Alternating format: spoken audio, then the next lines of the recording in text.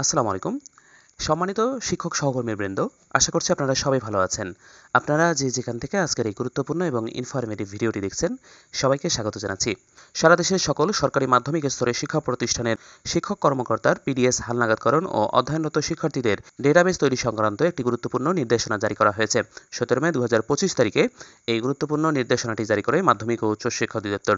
এখানে বলছে, উপর্যুক্ত বিষয় ও প্রেক্ষিতে মাধ্যমিক ও উচ্চ শিক্ষা অধিদপ্তরাধীন বিদ্যালয় ও পরিদর্শন শাখার অন্তর্গত আঞ্চলিক কার্যালয়, জেলা শিক্ষা অফিস, সরকারি মাধ্যমিক বিদ্যালয়, সরকারি স্কুল অ্যান্ড কলেজ মাধ্যমিক স্তর এবং সদ্য সরকারিকৃত মাধ্যমিক স্তরের শিক্ষা প্রতিষ্ঠানের শিক্ষক কর্মকর্তার পিডিএস সংশ্লিষ্ট শিক্ষা প্রতিষ্ঠানের জনবলের তথ্য সৃষ্ট কর্মরত ও শূন্যপদ আগামী 20/5/2025 খ্রিস্টাব্দ হতে 26/5/2025 খ্রিস্টাব্দ এর মধ্যে pds.sib.gov.bd লিঙ্ক ব্যবহার করে ব্যক্তি পর্যায়ে এবং pds.sib.gov.bd/admin লিঙ্ক ব্যবহার করে অফিস বা দপ্তর প্রধান নিজ প্রতিষ্ঠানের তথ্য হালনাগাদ করবেন এবং তার অধীনস্থ শিক্ষক কর্মকর্তাদের হালনাগাদকৃত তথ্য যাচাই করে অ্যাপ্রুভ করবেন।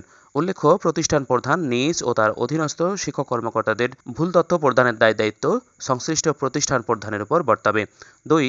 মাধ্যমিক স্তরের শিক্ষা প্রতিষ্ঠানের শিক্ষার্থীদের সেশন ফি, মাসিক টিউশন ফি ও অন্যান্য ফি আদায়ে স্বচ্ছতা আনয়নের লক্ষ্যে এই ফিসমূহ আদায় কার্যক্রম মোবাইল ব্যাংকিং সেবার মাধ্যমে সম্পন্ন করার লক্ষ্যে automation.siv.gov.bd লিঙ্ক ব্যবহার করে আগামী 15/6/2025 খ্রিস্টাব্দ এর মধ্যে অধ্যয়নরত শিক্ষার্থীদের তথ্যসহ শিক্ষা প্রতিষ্ঠানের শিক্ষা সংশ্লিষ্ট অন্যান্য তথ্য নির্ধারিত ছকে কেন্দ্রীয় ডেটাবেজে ইনপুট দেবেন। 3. উক্ত কার্যক্রম সম্পর্কে সংশ্লিষ্ট দপ্তর বা অফিস প্রধানদের নিয়ে নিম্নবর্ণিত সময়সূচি অনুযায়ী জুম প্ল্যাটফর্মে অনলাইন সভা অনুষ্ঠিত হবে। ক্রমিক নং 1, পুরাতন 336টি সরকারি মাধ্যমিক বিদ্যালয়ের প্রধান শিক্ষক, তারিখ ও সময় 18/5/2025 খ্রিস্টাব্দ সন্ধ্যা 7:30। মন্তব্য: জুম সভার আইডি ও পাসওয়ার্ড যথাসময়ে আঞ্চলিক উপপরিচালক মারফত প্রেরণ করা হবে।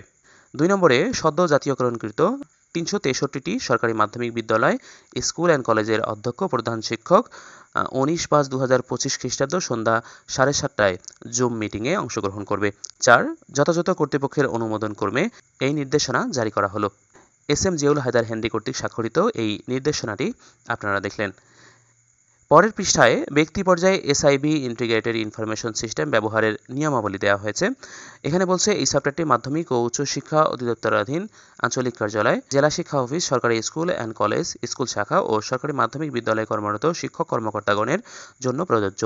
তারা এই সফটওয়্যারের মাধ্যমে ব্যক্তিগত ও চাকরি তথ্যাবলী সংরক্ষণ, হালনাগাদ ও বদলির আবেদন করতে পারবেন। সফটওয়্যারের লিঙ্ক http://pds.siv.gov.bd/। 2. সফটওয়্যারটির মাধ্যমে সেবা পেতে হলে ব্যবহারকারীর একটি পিডিএস আইডি ও পাসওয়ার্ড প্রয়োজন হবে। পিডিএস আইডি ও পাসওয়ার্ড পাওয়ার জন্য রেজিস্ট্রেশনে ক্লিক করুন এবং সঠিক নিয়মে ঘরগুলি পূরণ বা নির্বাচন করে রেজিস্ট্রেশন সম্পন্ন করুন।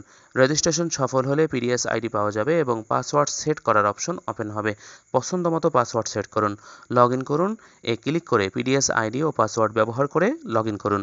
যে সকল ব্যবহারকারী পূর্বেই পিডিএস আইডি পেয়েছেন বা রেজিস্ট্রেশন করেছেন, তাদের পুনরায় রেজিস্ট্রেশনের প্রয়োজন নাই। 3. রেজিস্ট্রেশন করার পরও পাসওয়ার্ড পাননি বা পাসওয়ার্ড ভুলে গিয়ে থাকলে লগ ইন পেজে আপনি কি পাসওয়ার্ড ভুলে গিয়েছেন অপশনে ক্লিক করে পাসওয়ার্ড রিকভার করতে পারবেন। এক্ষেত্রে রেজিস্ট্রেশনে ব্যবহৃত বা ডেটাবেজে সংরক্ষিত মোবাইল নম্বর ও জাতীয় পরিচয়পত্রের নম্বর প্রয়োজন হবে। মোবাইল ফোন নম্বর ও জাতীয় পরিচয়পত্রের নম্বর সঠিক হলে আপনার ফোনে 6 ডিজিটের একটি ওটিপি পাঠানো হবে। ওই ওটিপি ব্যবহার করে আপনি পছন্দমতো পাসওয়ার্ড সেট বা রিসেট করতে পারবেন। 4. লগ ইন সফল হলে ব্যবহারকারী হোম পেজে প্রবেশ করবেন। এখানে বিভিন্ন ক্যাটাগরির তথ্য সংরক্ষণ ও হালনাগাদের অপশন রয়েছে। প্রত্যেক ব্যবহারকারীকে তার নিজের জন্য প্রযোজ্য সকল ক্যাটাগরির তথ্য অবশ্যই সংরক্ষণ ও হালনাগাদ করতে হবে। এই সকল তথ্যের সমন্বয়ে ব্যবহারকারীর পিডিএস তৈরি হবে। প্রত্যেক ব্যবহারকারীর জন্য বর্তমান কর্মস্থল, ব্যক্তিগত তথ্য, শিক্ষাগত যোগ্যতা, চাকরি সম্পর্কিত তথ্য ও চাকরির ধারাবাহিক বিবরণ অপশনের তথ্য পূরণ বা হালনাগাদ বাধ্যতামূলক। 5. নির্ধারিত সময়ের মধ্যে প্রযোজ্য সকল তথ্য পূরণ বা হালনাগাদপূর্বক পিডিএস সাবমিট করুন। অপশনে ক্লিক করে নিরীক্ষার জন্য অফিস বা প্রতিষ্ঠান প্রধানের কন্ট্রোল প্যানেলে পাঠাতে হবে। অফিস বা প্রতিষ্ঠান প্রধান নিজের ও তার অধীনস্থ সকলের পিডিএস নিরীক্ষার পর মাউসি অধিদপ্তরের প্যানেলে ফরওয়ার্ড করবেন। এমত অবস্থায় ফরওয়ার্ডকৃত সকল পিডিএস লকড হয়ে যাবে। মাউসি অধিদপ্তরের প্রয়োজনীয় অনুমোদন ছাড়া নতুন পিডিএস তৈরি বা হালনাগাদ করা যাবে না। বাংলা লেখার ক্ষেত্রে বিজয় ইউনিকোড অথবা অব্র কিবোর্ড ব্যবহার করুন। বাংলায় 1 2 3 4 5 6 7 8 9 0 সংখ্যাগুলো লেখার জন্য কিবোর্ডের উপরে নিউমেরিক কি ব্যবহার করুন। যে সকল ঘরে তারিখ উল্লেখ করতে হবে সেখানে সঠিক তারিখ না জানা থাকলে যে কোনো তারিখ লিখুন। এসব পরবর্তীতে এডিট করা যাবে, কিন্তু তারিখের ঘরে কোনোভাবেই দিন মাস তারিখ 00 লেখা যাবে না। 7. বদলির আবেদন করতে বদলির আবেদন অপশনে ক্লিক করুন। শুধুমাত্র মাউসি অধিদপ্তর অনুমোদিত সময়ে বদলির আবেদন করা যাবে, অন্য সময় অপশনটি লকড থাকবে।